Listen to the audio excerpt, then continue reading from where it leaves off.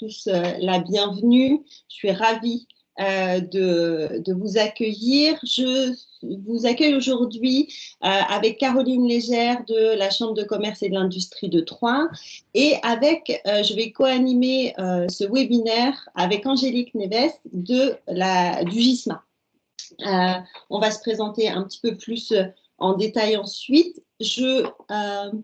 Je tiens à remercier ceux qui nous renouvellent leur attention et leur confiance en étant présents régulièrement lors de nos webinaires. Ça nous fait toujours plaisir. Donc, merci et bienvenue à tous. Juste une petite précision technique pour bien agir dans Teams. Je vous demanderai effectivement de couper votre micro, de couper la vidéo pour une meilleure bande passante et d'utiliser le chat que, en principe, vous voyez sur le côté pour poser vos questions. Et ce sera aussi l'occasion de pouvoir interagir à certains moments où on vous posera des questions, donc de pouvoir interagir par le chat. On a essayé de régler au maximum. En principe, vous devriez voir Caroline, me voir Angélique, voir le PowerPoint et le chat. L'essentiel étant que vous voyez le chat et le PowerPoint. Dans tous les cas, le PowerPoint vous sera adressé et je vous indique qu'on a enregistré le webinaire pour ceux qui souhaiteraient le revoir ou qui ne pourraient pas assister à l'intégralité de ce webinaire aujourd'hui. N'hésitez pas à poser vos questions dans le chat, même si on ne peut pas y répondre tout de suite. Caroline va essayer de pouvoir les compiler pour qu'on puisse y répondre à la fin. Et si on avait un problème de timing, on prendrait le temps d'y répondre ensuite. Qui je suis? Je suis Bérangère Mocry, donc c'est la 3e fois que j'anime des webinaires avec la Chambre de commerce. Je suis coach, j'accompagne des managers et des dirigeants dans des situations... excusez-moi, j'ai un petit écho. Dans des situations,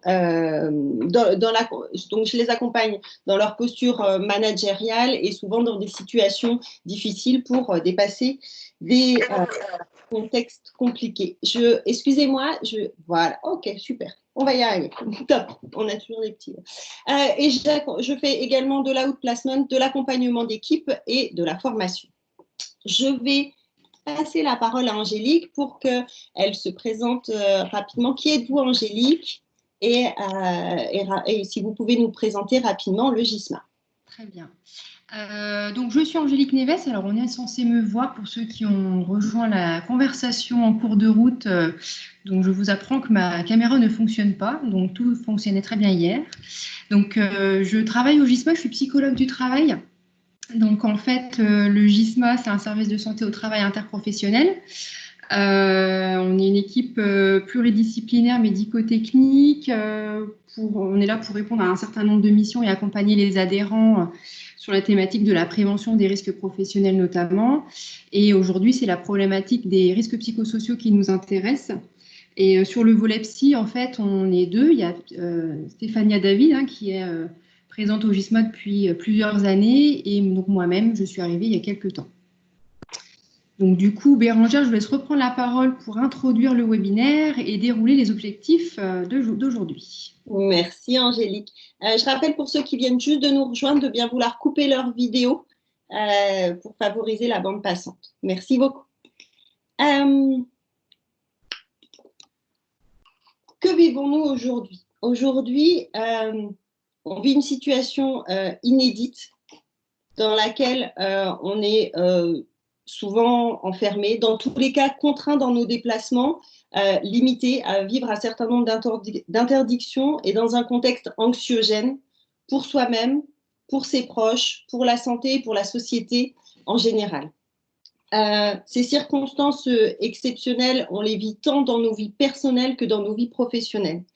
Cette situation, en fait, elle est dans ses aspects contraignants, évolutifs et qui changent régulièrement, comportent un certain nombre d'incertitudes. Et tout ça, en fait, c'est générateur de beaucoup d'inquiétudes et potentiellement de risques psychosociaux. Ça peut avoir des conséquences sur la santé de vos collaborateurs et sur le fonctionnement de l'entreprise. Ce qui vient rajouter à tout ça, c'est que le confinement, une fois le confinement terminé, la pandémie, elle ne va pas s'arrêter et donc les risques psychosociaux, les symptômes qui sont associés, notamment le stress, risquent de perdurer.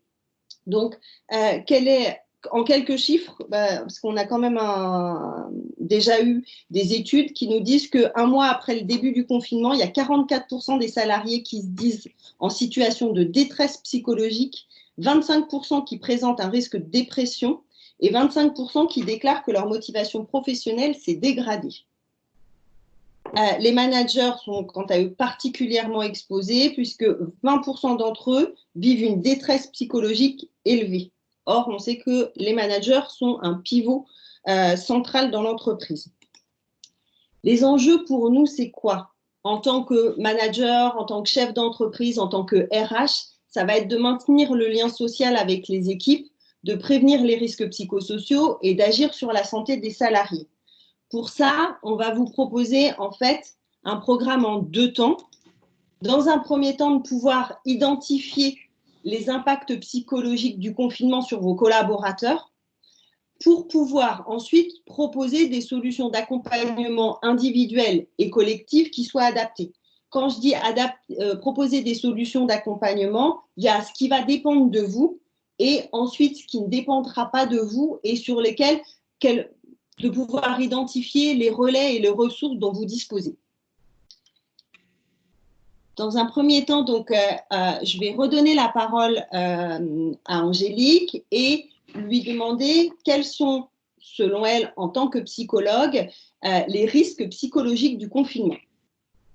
Oui, alors, effectivement, avant de parler des solutions et d'apporter une réflexion sur ce qu'on peut mettre en œuvre, c'est important de bien comprendre ce qui se passe sur le plan psychologique en cette période particulière. Donc, on va évoquer 2 points, les facteurs de stress comme risque pour la santé de vos collaborateurs et vous-même, et les conséquences avec les symptômes occasionnés qui vont avoir une répercussion, que ce soit sur le plan individuel ou collectif au niveau du travail. Alors, hop. Donc, en fin de compte, on identifie déjà par rapport au confinement 3 types de situations au niveau du public. Il y a les personnes qui sont confinées et sans activité. Donc notamment le chômage partiel. Alors là, j'entends une petite musique de fond. Merci. Vous allez voir, c'est la chouette du direct, ça, Angélique. Voilà. Mais ça se passe bien. Après, on observe aussi les personnes qui sont confinées et qui sont quand même en activité par le biais du télétravail. Et il y a aussi les personnes qui sont en activité, donc sur site. Donc là, en fait, il n'y a pas eu d'interruption au niveau de leur activité. Donc voilà, les risques ne sont pas forcément les mêmes. Donc les facteurs de stress pour les personnes qui sont confinées, donc à la maison, il y en a 4 particulièrement qui ont été répertoriés, mais il y en a bien plus que ça. Principalement, c'est la peur d'être contaminé, de contaminer, voire dans l'extrême de mourir. Donc il y a un facteur de vulnérabilité par rapport à ça et au virus. On identifie également l'isolement social.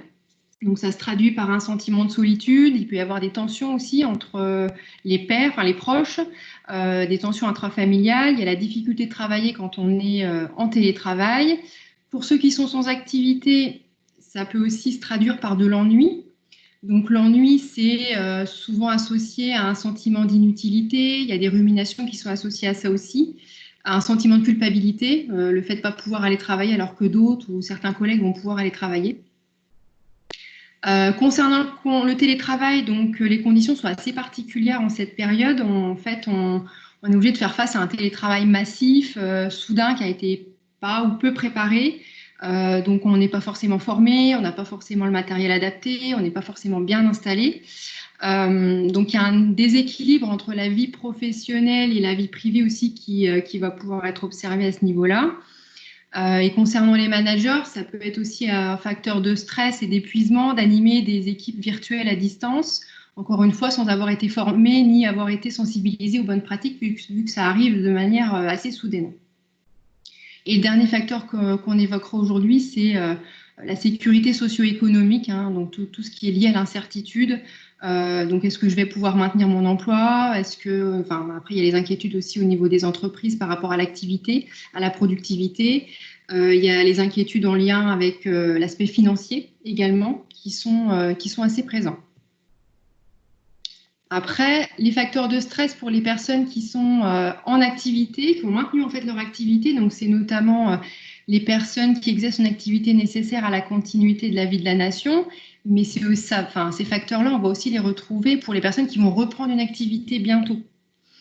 Ce qu'on observe, c'est issu d'une étude aussi dans un premier temps qui a été réalisée auprès des soignants, mais ça s'élargit en fait, ça existe aussi à travers les différents postes et différents secteurs d'activité.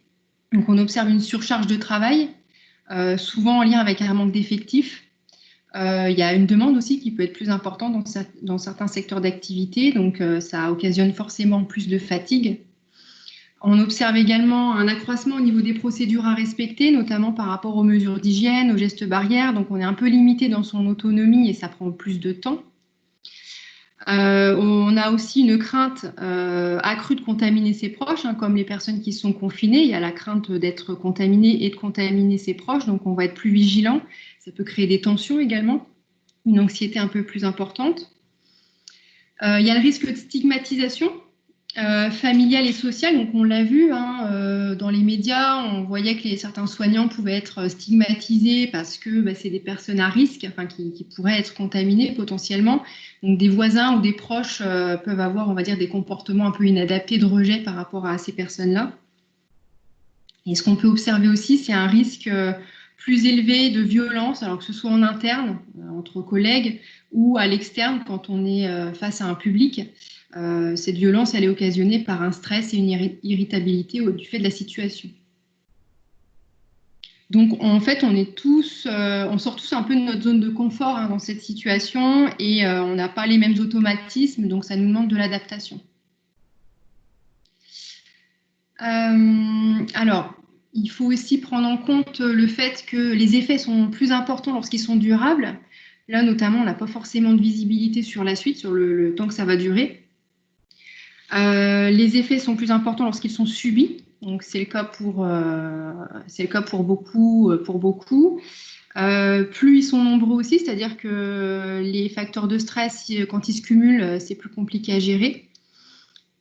L'incompatibilité aussi, je prends comme exemple le fait qu'on ait des procédures, des protocoles à respecter, donc ça prend plus de temps, mais par contre, à côté de ça, on a moins de personnel, donc on a moins de temps aussi pour gérer l'ensemble des tâches. Donc ça peut être des facteurs d'incompatibilité.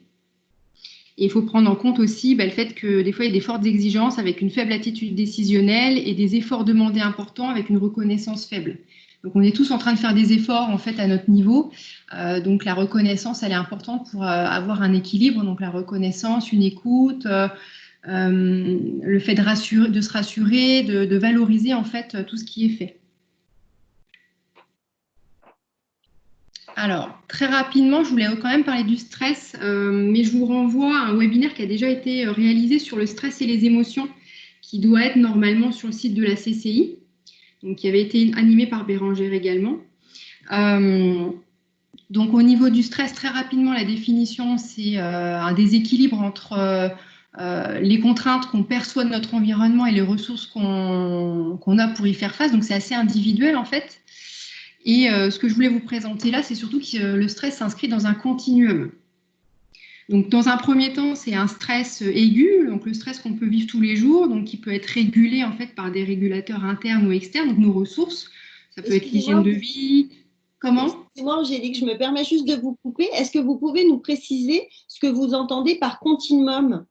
Alors, justement, ouais, le continuum, c'est qu'en fait, au départ, on peut partir d'un stress, un petit stress, on va dire, de la vie quotidienne, et ça va se dégrader si la situation, elle n'est pas prise en charge, si le stress s'aggrave. Donc, en fait, au départ, on part d'un stress aigu, mais quand il n'y a pas de régulation à ce niveau-là, on peut évoluer vers un stress chronique.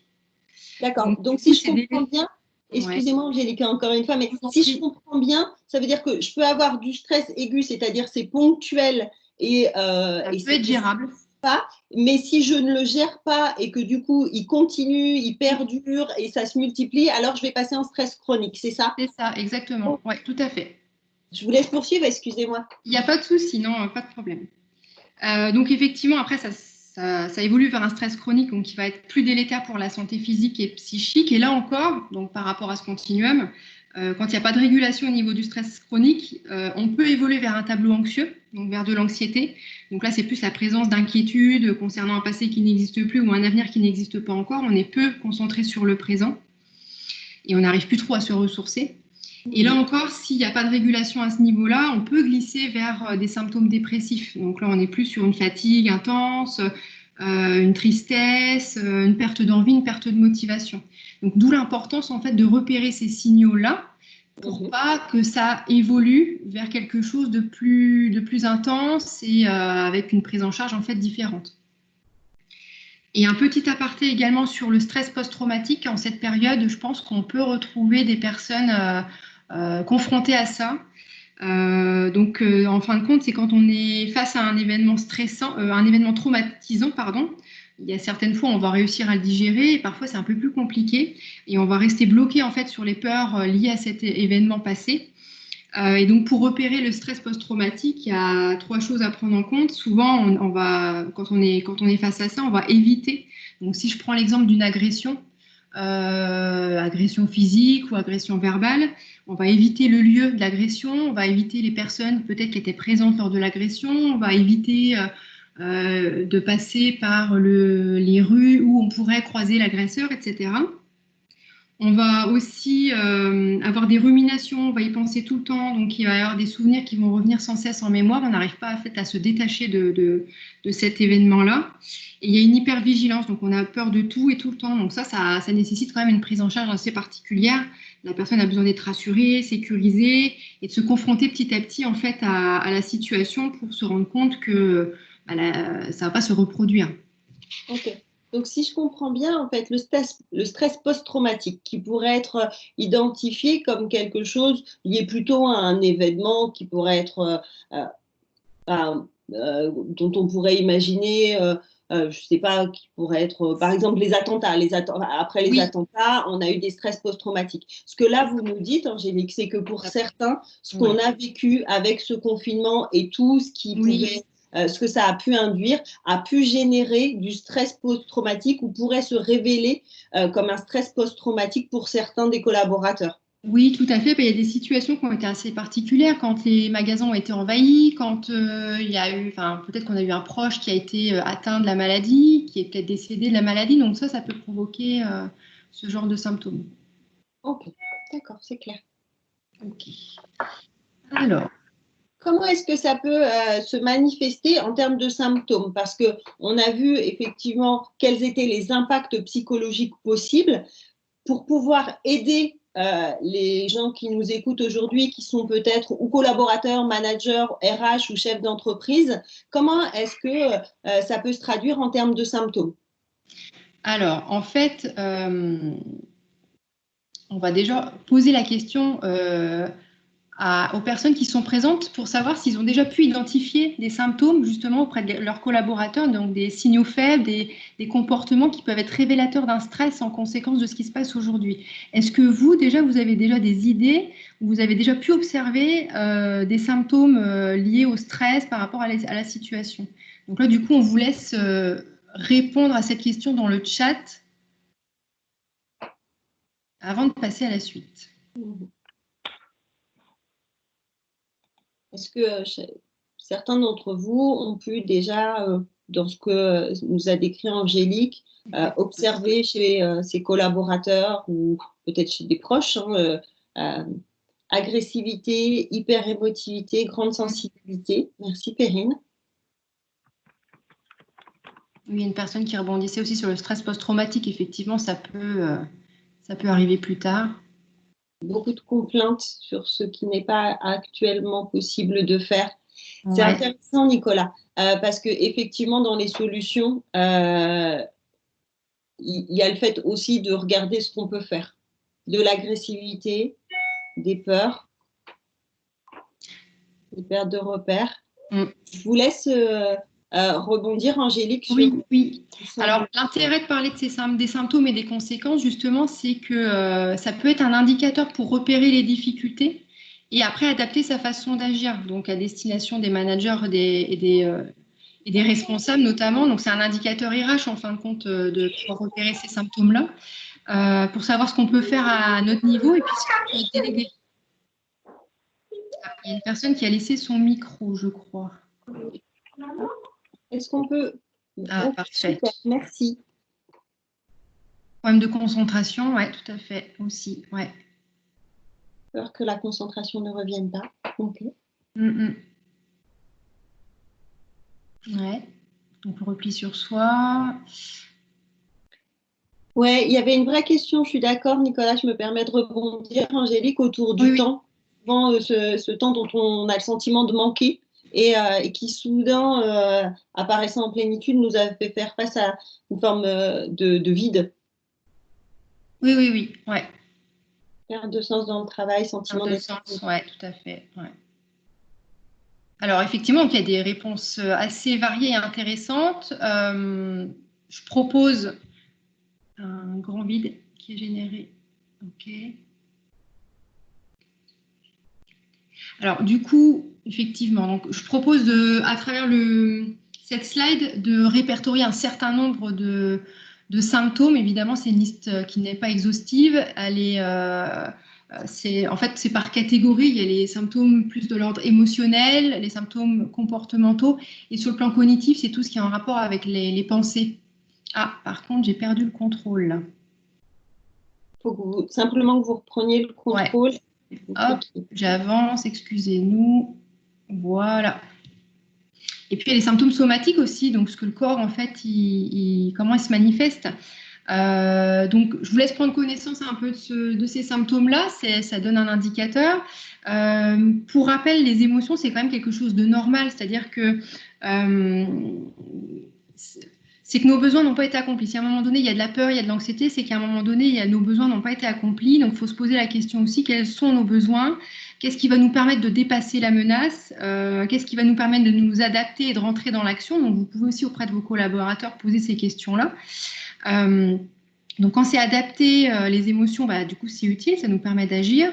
Par contre, quand c'est intense et répété, c'est un peu ce qu'on disait tout à l'heure avec le stress, ça va engendrer des comportements qui peuvent être inadaptés et avec un sentiment de perte de contrôle par rapport à ce qui se passe.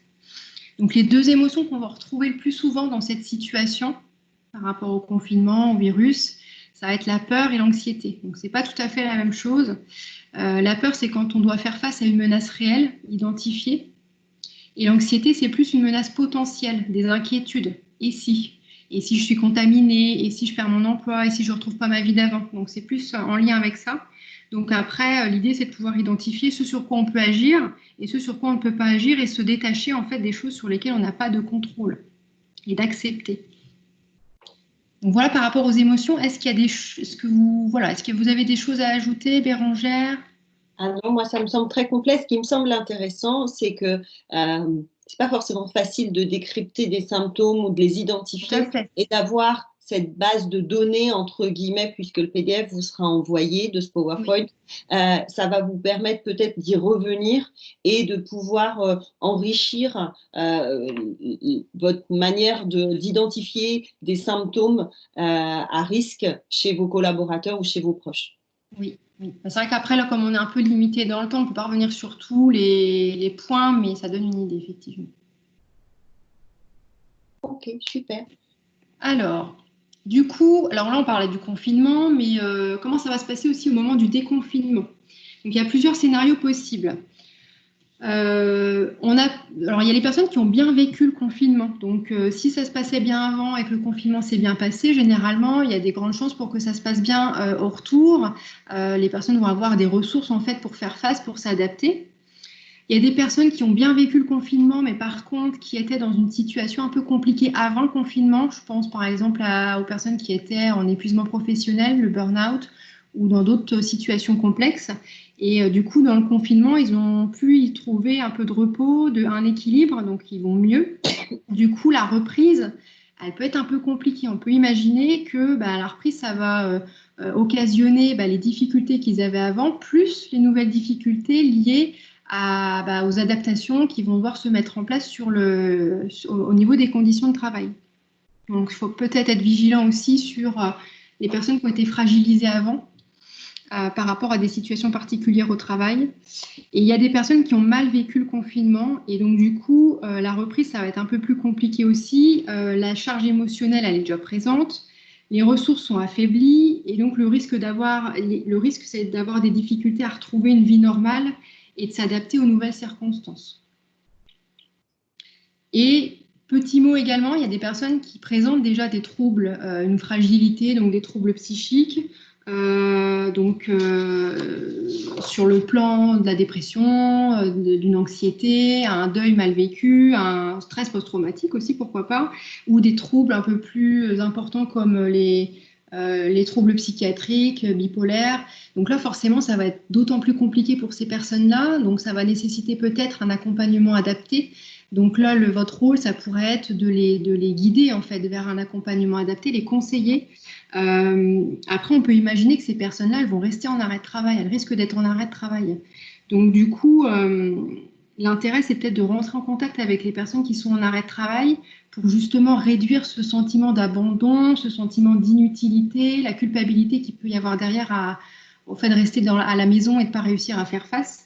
Donc prendre des nouvelles et puis informer sur les ressources en fait extérieures qui pourraient mobiliser. Je pense notamment à la visite de pré-reprise par exemple, qui peut être intéressante s'il y a une reprise envisagée et pour faire le point en fait par rapport à l'état de santé.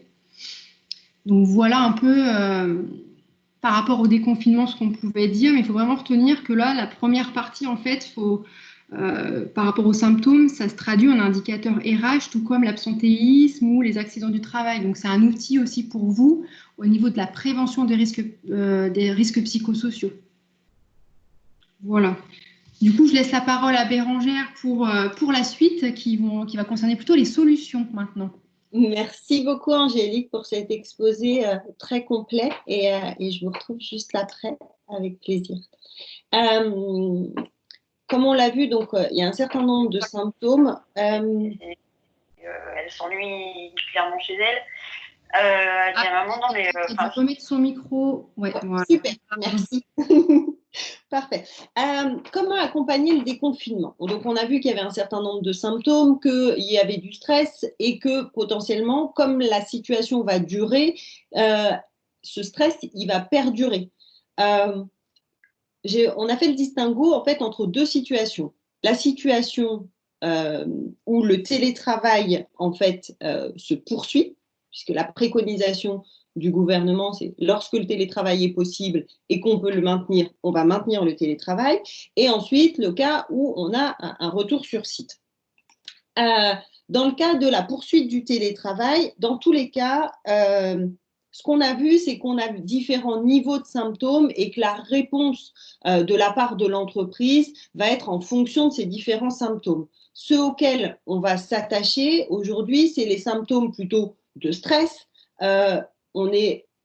Angélique a évoqué les symptômes post-traumatiques, les symptômes qui pouvaient relever de troubles vraiment avancés tels que la dépression, etc., lesquels, en tant que manager, la solution, ce sera effectivement de trouver des relais.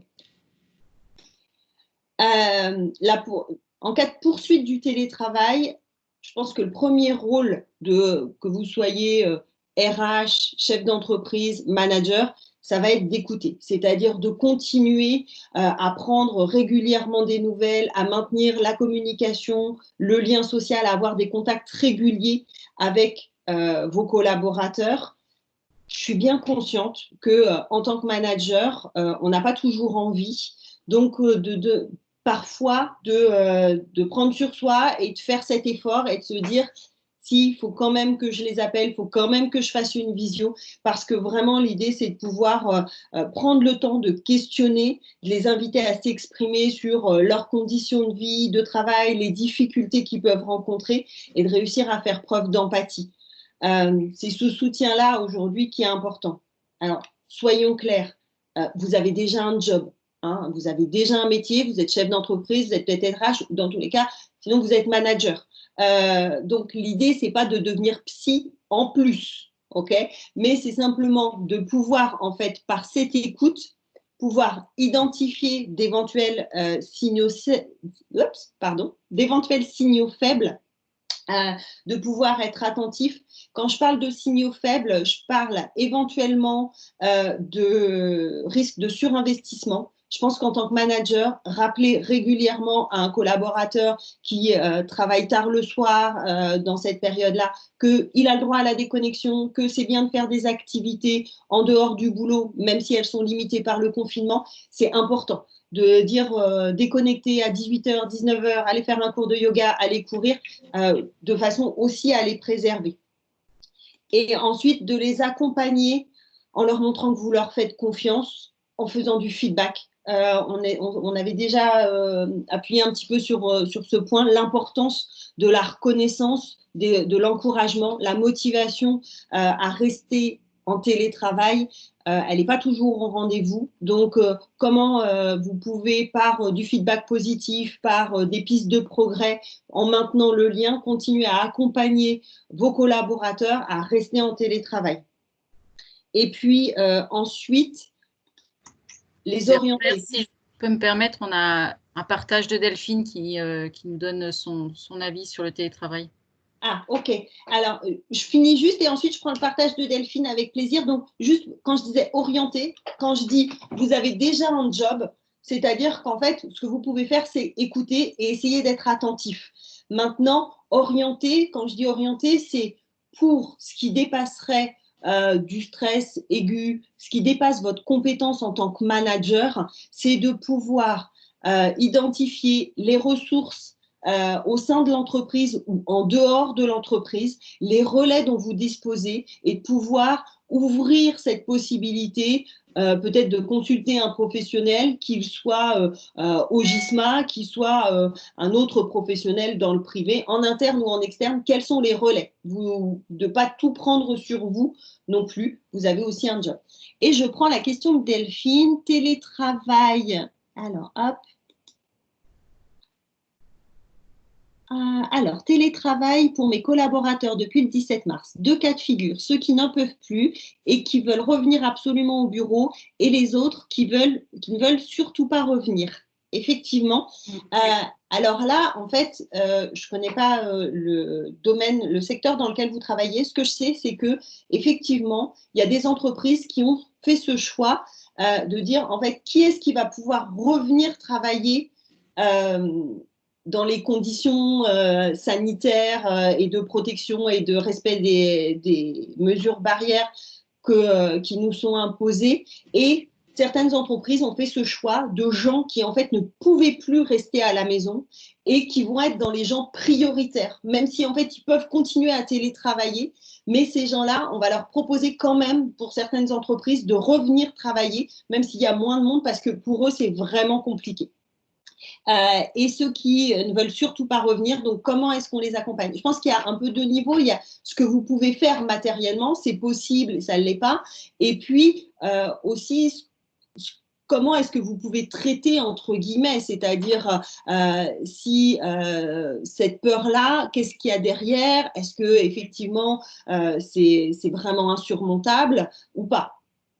Et comment on peut répondre à cette peur-là, en fait? Est-ce qu'on peut répondre à la peur ou pas? Voilà.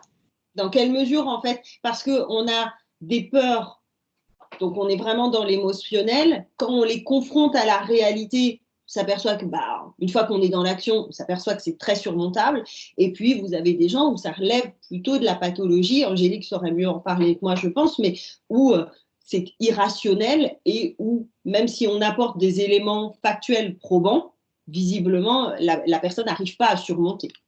Oui, alors généralement, en fait, le fait de s'habituer en fait, à des nouvelles conditions de travail, en fait, il faut faire le premier pas et une fois qu'on est habitué, la peur, elle commence un peu à disparaître parce qu'on se sent en sécurité. Mais il faut aussi apporter les éléments pour se sentir en sécurité.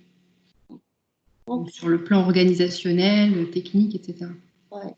Je rebondis également sur cette question de l'écoute et je vous remercie pour vos commentaires. On a remis dans des annexes qu'on vous enverra avec le PowerPoint et sur lesquels Angélique, avec le GISMA, a beaucoup contribué sur l'écoute. En fait, la plupart du temps, l'humain que nous sommes écoute pour répondre.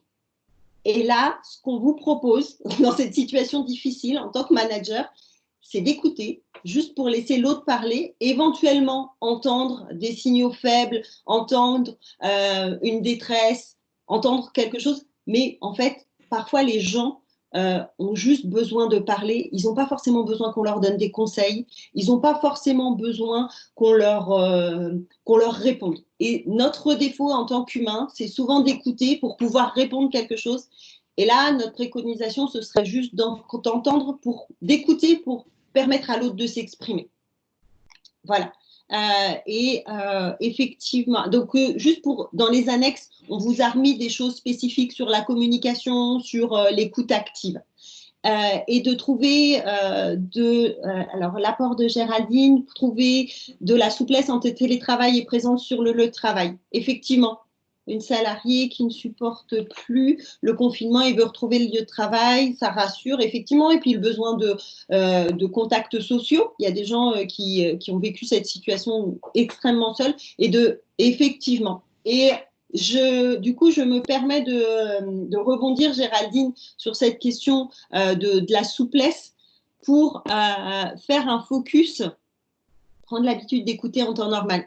Oui, c'est une belle perspective. Merci, Olivier. Un petit focus sur les managers. Pourquoi un focus sur les managers? Parce que, en fait, aujourd'hui, à mon sens, ils ont un rôle particulièrement complexe. C'est-à-dire que on leur demande d'écouter, de prendre soin de l'autre, etc., en plus de leur job habituel, en plus d'essayer de prendre soin d'eux, de s'écouter et de vivre ce qu'ils ont à vivre, aussi en télétravail, aussi en situation de stress. Et aujourd'hui, on leur demande de manager le risque et l'incertitude dans une situation totalement inédite. À mon sens, et c'est OK, hein, mais en fait, on leur en demande beaucoup. Et c'est pour ça que j'ai voulu faire un petit focus sur les managers pour, en fait, effectivement, on va leur demander d'être très adaptables, c'est-à-dire qu'en fait, on leur demande d'être encore plus attentifs, d'accueillir du vécu, d'accueillir des émotions, de faire preuve de beaucoup de souplesse et d'adaptabilité, en même temps de prendre des risques, d'essayer de créer un cadre bienveillant. Donc, je pense que pour eux, ce qu'ils vivent aujourd'hui, c'est pas facile. Et si ça doit durer, c'est encore, ça risque d'être encore difficile un certain temps. Alors, il y a une... Ben non, en fait, je croyais qu'il y avait une faute, mais non, peut-être pas. Mon premier conseil, ce serait, en fait, en tant que RH ou en tant que chef d'entreprise, d'être exemplaire. Quand je dis être exemplaire, c'est en fait vous comporter et donner à vos managers ce que vous imaginez, ce que vous souhaitez qu'ils donnent à leurs équipes en termes d'écoute, en termes d'accompagnement, en termes de souplesse, d'adaptabilité, d'horaire. Et pour moi, c'est aussi ce qui va leur permettre à eux d'être ce vecteur-là. Je reviens. En tant que manager, difficile d'accompagner l'équipe à distance dans le secteur de la restauration, d'autant que toujours pas de date de reprise et comme l'équipe est en chômage partiel, impossible de la consulter sur la carte de service, de les impliquer pour préparer le retour. Effectivement, il y a des situations encore plus difficiles parce que là, on est sur les personnes qui sont en télétravail. Lorsque on est en chômage partiel, maintenir le lien, si tant est que ce soit possible, c'est encore plus compliqué et ne pas avoir de visibilité et devoir encore plus manager l'incertitude, ça fait effectivement partie des situations encore plus complexes. Et notre conseil, ce serait aussi, face à cette situation, de les sensibiliser sur cette question de l'écoute, du management à distance, peut-être de leur proposer de les former ou de les faire accompagner sur cette posture managériale qui est quand même très particulière, sur cette culture du feedback qu'on va leur demander de pratiquer encore plus et sur cette écoute aujourd'hui qui doit être encore plus active. Petite parenthèse technique, Bérangère, est-ce que vous avez repris la main sur le diaporama? Je suis bloquée à la 15. Ah, vous êtes bloqué. Ben, hop, voilà. Est-ce que tout le monde est à la 16? Ouais, je pense que c'est bon. Ok.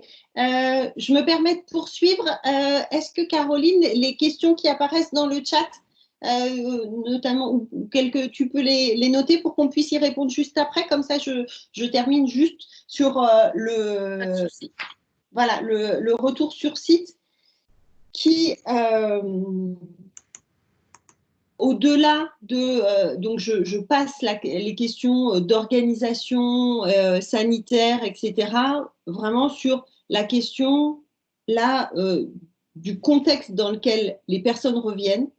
Donc, un contexte anxiogène. À mon sens, le climat social de demain, après le confinement, risque d'être difficile, avec, que ce soit au sein de l'entreprise ou en dehors de l'entreprise, avec un climat potentiel de défiance, avec cette distanciation sociale, elle a, à mon sens, pu abîmer le lien à l'autre. Et au sein des équipes, au sein des entreprises, des vécus qui sont très différents et aussi des inégalités qui vont peut-être émerger et peut-être une forme d'agressivité qui peut être présente. L'accompagnement du collectif, à mon sens, il ne va pas être facile. Le retour dans l'entreprise et ma proposition, ce que je pense qu'il faut imaginer, c'est de réussir à organiser un redémarrage ensemble. C'est-à-dire pour les équipes qui vont revenir, de pouvoir prendre un temps pour accueillir ce que les gens auront vécu et peut-être des choses difficiles en termes de stress, mais aussi peut-être des choses vraiment dramatiques en termes de deuil, de permettre un temps d'échange pour que chacun puisse s'exprimer dans notre langage de coach, on appelle ça purger. Je trouvais ça peut-être un peu… voilà, mais de permettre à chacun de s'exprimer pour pouvoir aussi renouer le lien et revenir dans l'entreprise. Et moi, ça serait une proposition, ce serait de dire organisons un temps collectif pour permettre de s'exprimer là-dessus, pour ensuite peut-être organiser un autre temps collectif d'accompagnement des équipes pour retrouver du sens et de la motivation. Regardez ce qui a bien marché en télétravail, quelles difficultés on a pu rencontrer pour permettre à l'équipe de retrouver une cohésion. Moi, je pense que la distanciation sociale, la peur de l'autre qui peut naître de cette épidémie, du risque que l'autre soit malade, etc., je pense que ça peut beaucoup abîmer le lien et ça peut beaucoup abîmer l'esprit d'équipe. Donc, de créer des temps ensemble pour travailler là-dessus et puis peut-être plus tard, parce que ça me semble plus lointain. Moi, je vois beaucoup de gens aujourd'hui qui nous parlent de le temps d'après ne sera pas le temps d'avant, on va se renouveler. J'ai un peu l'impression que tout le monde va manger bio et faire du compost. Je trouve ça génial.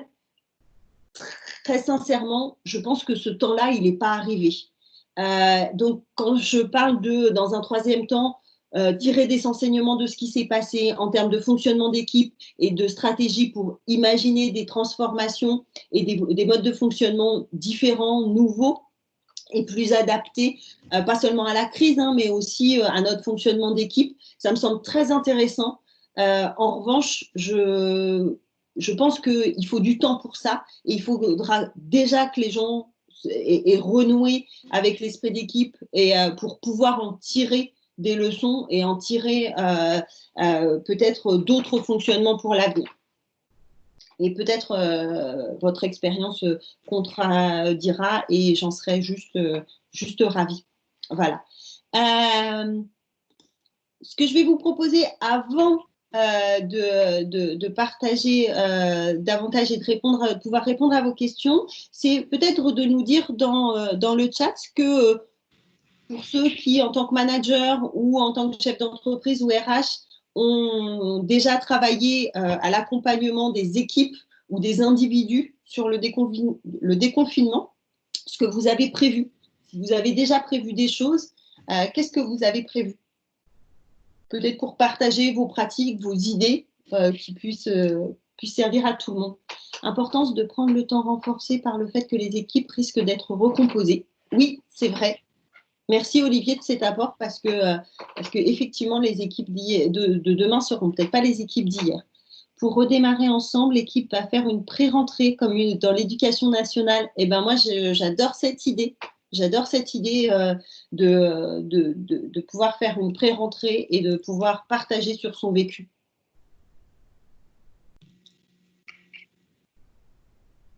Ok, si vous voulez partager dans le chat sur ce que vous avez prévu pour accompagner le déconfinement.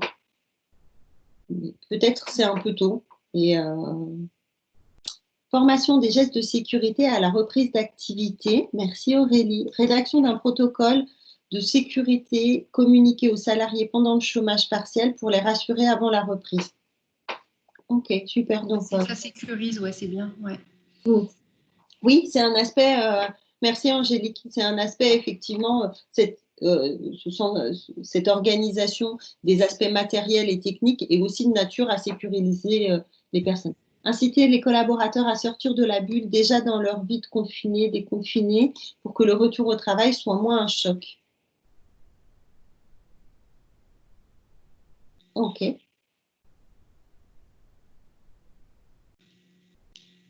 Je vous laisse encore partager, on prendra vos différents retours.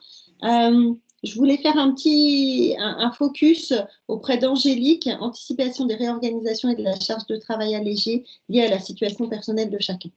Ok.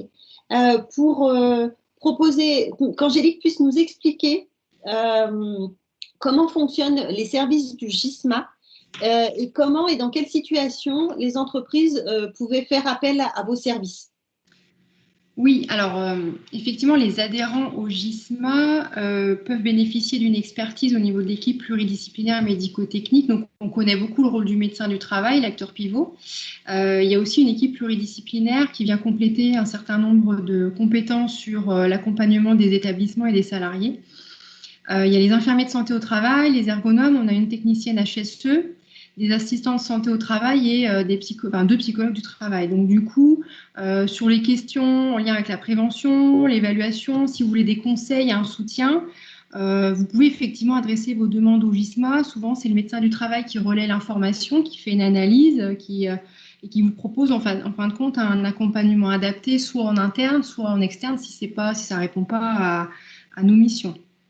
Et concernant le volet psy, parce que du coup là c'est plus ma spécialité, vous pouvez vous-même ou vos salariés orienter vos salariés en fait vers le GISMA dès lors que vous observez une souffrance au travail, que ce soit en lien avec le Covid-19 ou non d'ailleurs. Donc du coup, on va pouvoir, Stéphania David et moi-même, rencontrer les personnes. Ça reste confidentiel, hein, les rendez-vous qu'on propose, donc l'employeur n'est pas forcément informé du rendez-vous et encore moins informé du contenu. Donc ça permet en fin de compte d'accueillir la souffrance, de faire le point sur les facteurs de stress justement, d'évaluer l'état clinique de la personne, de lui proposer en fin de compte de faire des préconisations par rapport à sa situation précise et individuelle. Et on peut voir la personne jusqu'à 3 fois. Donc c'est pas une thérapie, hein, c'est vraiment un accompagnement par rapport à la situation au travail. On peut également accompagner les employeurs sur le volet prévention. S'il y a des questions qui se posent sur la démarche qu'ils souhaitent mettre en place au niveau des facteurs de stress, au niveau des risques psychosociaux, on est aussi là pour les accompagner. Parce que il faut quand même rappeler que l'employeur a quand même pour obligation de préserver la santé physique et psychologique de ses salariés. Donc, ça me permet aussi de rebondir sur le webinaire qui a lieu demain sur le DU, le document unique. Les risques psychosociaux sont à intégrer et à mettre à jour en fait pendant cette période-là.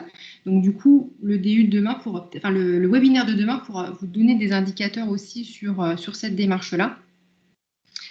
Donc voilà un petit peu globalement ce qu'on peut mettre en place sur le volet prévention des risques psychosociaux.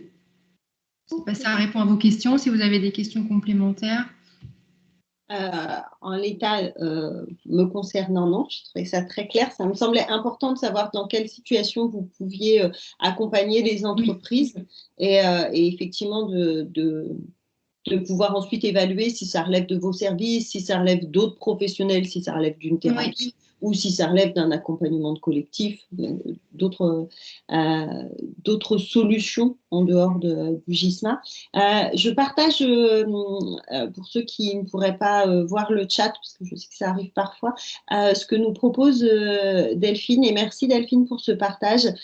Procédure de déconfinement, présentation au CSE, puis au manager, puis transmis aux collaborateurs et relayé par les managers, très tourné sécurité, mise à jour du DER, création d'une cellule psychologique et séance de sophrologie une fois par semaine. Je pense que c'est des belles propositions, effectivement, pour accompagner les collaborateurs et leurs managers dans cette situation difficile. Bravo, super. Je ne sais pas dans quel domaine vous êtes, Delphine, mais c'est vraiment chouette. Okay. Caroline, est-ce que, alors juste pour, avant de prendre d'autres questions, vous allez avoir ce expertise comptable, d'accord, super, merci. Top. Vous aurez le PDF, vous avez la possibilité de revoir le webinaire et vous avez en annexe qui vous sera envoyé par la Chambre de commerce un certain nombre d'éléments qui ont été préparés par le GISMA. Caroline, est-ce qu'il y a des questions auxquelles on n'a pas répondu qui serait passé un petit peu vite? Non, juste des commentaires peut-être d'Olivier, mais c'était des commentaires, pas des questions. Donc, un petit peu plus haut, notamment sur la notion de manager, qui était un terme qui pose problème. C'est dans telles circonstances que plus qu'un manager, le chef se révèle, décider dans l'incertitude, déterminer les priorités et s'y tenir, calmer le jeu. Voilà, c'était plus un commentaire sur la notion de manager. Voilà. Alors, et puis, je ne sais pas, Olivier, dans quel domaine vous êtes, quelle est la juniorité ou la maturité de vos managers, comment est-ce qu'ils ont été formés, entre guillemets, quelles expériences ils ont. C'est vrai que je suis entièrement d'accord avec tout ce que vous proposez dans les qualités des managers. C'est pas toujours une généralité. Parfois, les formations managériales sont un petit peu des formations sur le terrain. Alors, si j'ai eu moi-même un manager ou si j'ai un manager qui est très inspirant, qui est beaucoup dans la transmission, alors je vais pouvoir certainement adopter un certain nombre de postures. Dans le conseil, mes 39 années comme militaire de 76 à 2015. D'accord. Okay. Et je pense que voilà, il y a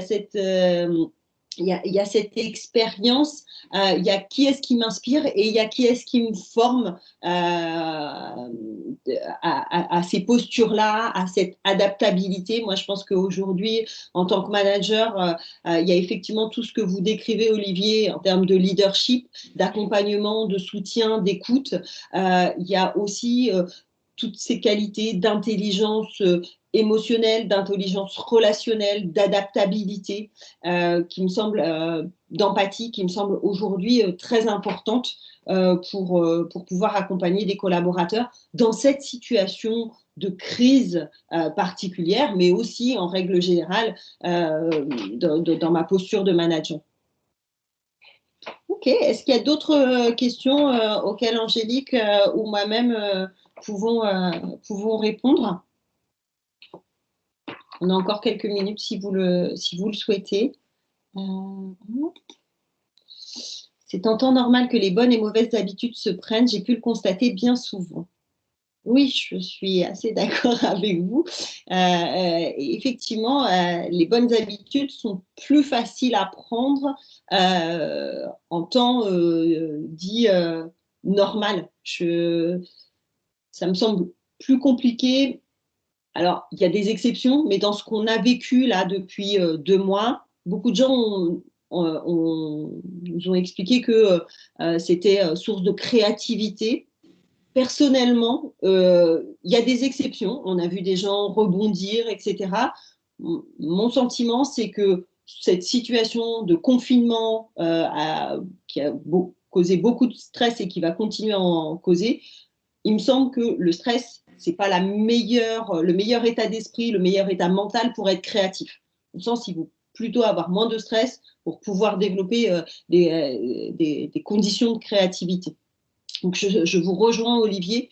Il me semble que c'est en temps normal qu'on prend des bonnes habitudes et qu'on peut aussi en prendre de mauvaises. Mais on a plus de moyens pour les traiter.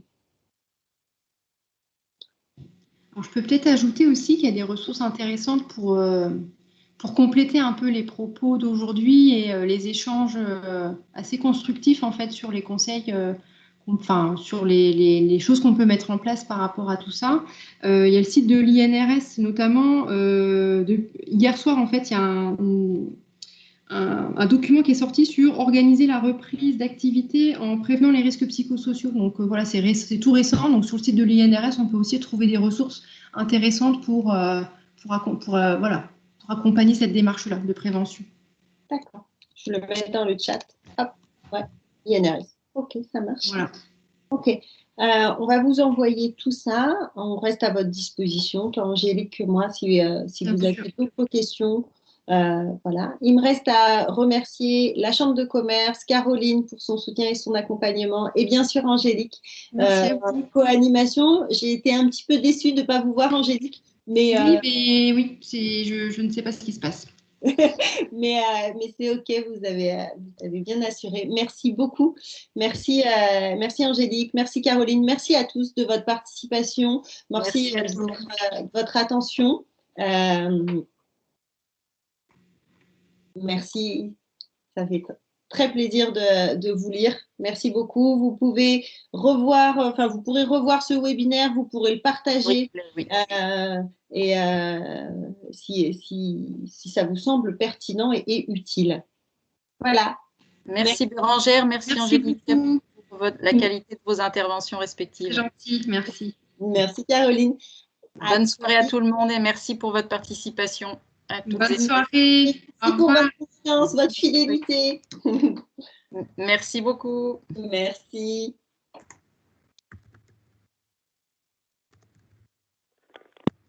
Je pense qu'on peut couper l'enregistrement. Je pense que c'est toi qui as la main, Caroline.